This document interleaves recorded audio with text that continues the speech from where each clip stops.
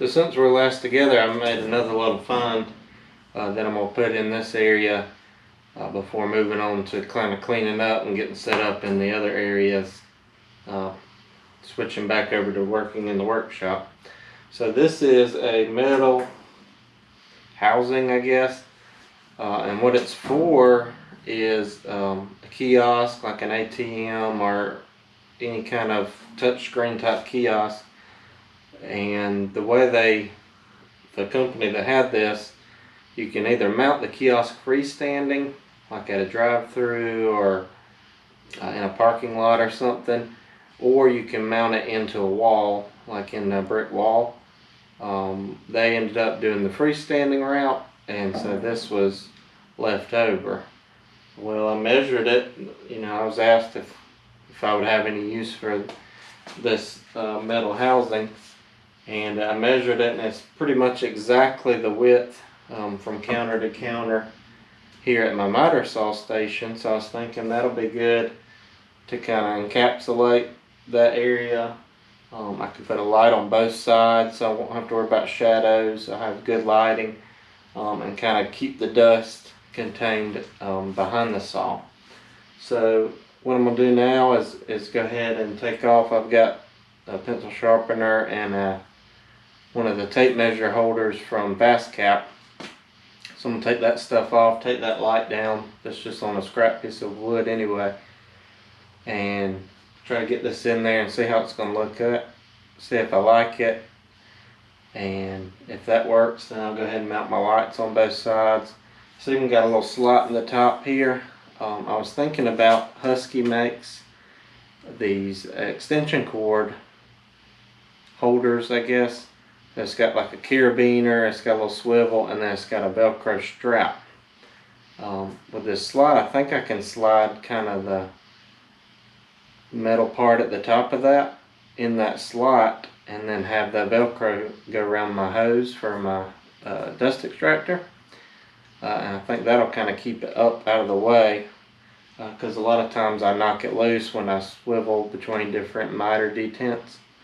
So that's something else that this may be a good benefit for. So I don't know, if it doesn't work, I'll take it and haul it off for scrap metal, but I'm gonna give it a try.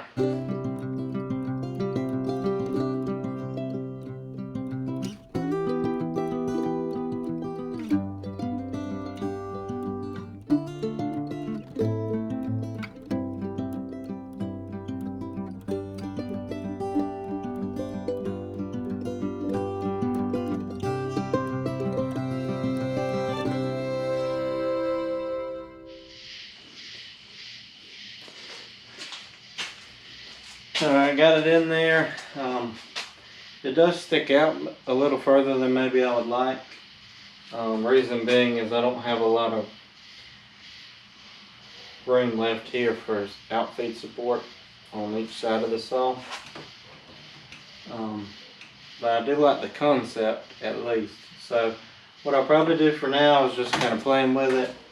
Will be to take these lights. I've got 2 of these lights, and I'll probably just put them up here in some orientation with double-sided tape, and that way I can just see if I like it. But the saw does hang out a little far, so one of 2 things really needs to happen. Either this needs to be trimmed along the back, which I can probably just do with a skill saw. I've got some steel blades. For a circular saw, I can do a straight edge and get some clean cuts, decently clean cuts. Or I need a little more support for the front of the miter saw down here, because the rubber feet are hanging off, but they're touching on the back. So now it's dipped down, it's probably a little bit below the countertop. This did work out like I wanted. They're called hang-alls.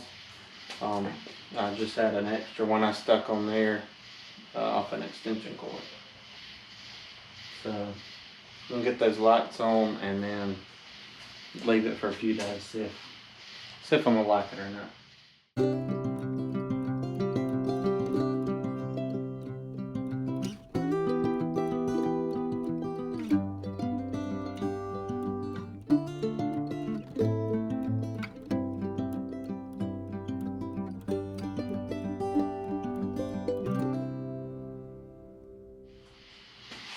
now that's in there, yeah, I definitely think I need to cut some off of that and get it back. Doesn't have to be a ton. So I'm sticking out past my cabinets, which are just, I mean, they could be deeper if I needed them to be. But I got 5 inches there. And 1.5 inches hanging off my countertop. So I'm thinking maybe something like 3 inches. If I took like 3 inches off, I think that would make a big difference in the overall look. One thing that kind of stinks about that is those lights are they're exactly as wide as that piece is deep, but it is what it is. I may could turn them vertically or even, you know, at a slight angle where they're kind of casting the light out more. But I like having the 2 lights because I've run into a lot of shadows. I'm getting in my own way when I'm making cuts. So that's pretty much this area cleaned up. It's not quite 100% cleaned up, but I've kind of got everything moved back in. Less the vacuum, which I need to go get here in a little bit. Gonna move on to the next little area, which will probably involve y'all been on a time lapse. And I've got some kids' toys here I need to get rid of and some other junk that's kind of in the way. If you would, I'd love for y'all to go back and kind of watch some other videos, because not only am I kind of moving back in from finishing that project, but this whole garage is also a project. I gave a little shop tour of kind of what it looked like before, and I'm slowly, inch by inch, kind of getting it into a really usable space. It's also about 300 degrees here in South Carolina with the humidity and everything, so a little bit hot. So I like putting you on time lapses tonight because I can turn the fan on and not mess up the audio. Get a little air moving. So this is going to be our next step, and that'll probably be tonight's video wrapped up.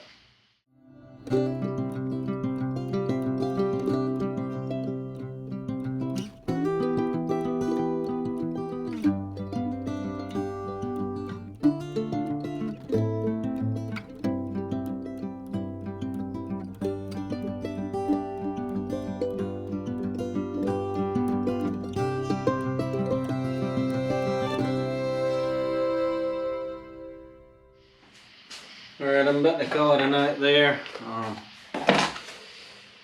Appreciate y'all riding with me for these kind of boring videos. Gotta do some of this to get to the good stuff, so again, I appreciate it.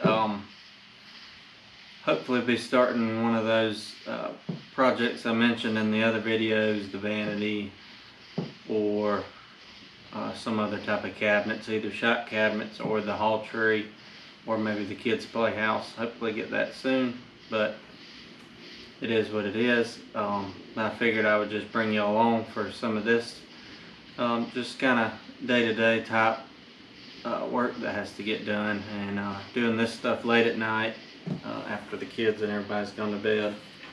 Not too late tonight, about 10 o'clock. I'm also going to try this out.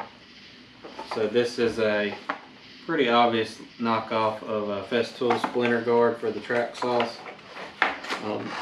I've got the bigger, the standard track 55 inch and then 108 inch one. So I'm going to try this, see if it works. It was substantially cheaper, but you may get what you pay for. So try that out. I'll let you know how that goes. Also picked up a edge band trimmer. So I did those few shelves in the cabinets I just finished and did some iron-on edge banding. And I think this is going to be handy for zipping that off, and then probably still hit it with a router with like a chamfer or a round over bit, like an 1/8 inch round over. So I'm going to try that. Other than that, I've got a few things stacked up here that were over here that I think I'm going to sell, and some other stuff that just needs to go to the dump or to the, a donation type center. I actually have a really cool one in our town, so it's like a Goodwill store, and you drop off donations, but then they have a small community for those who are homeless or trying to get back on their feet, and so that kind of helps fund that whole program. So I like to take stuff there if I get the opportunity. Anyway, I'll be back here in the next couple of days with some more videos. Gonna keep getting the shop straightened out, and then hopefully jump on a project. And that may be some of the cabinets in here to help get the shop ready to do the other projects to make work more efficient. So it's a vicious circle. But thanks as always for tuning in, and I'll see you later.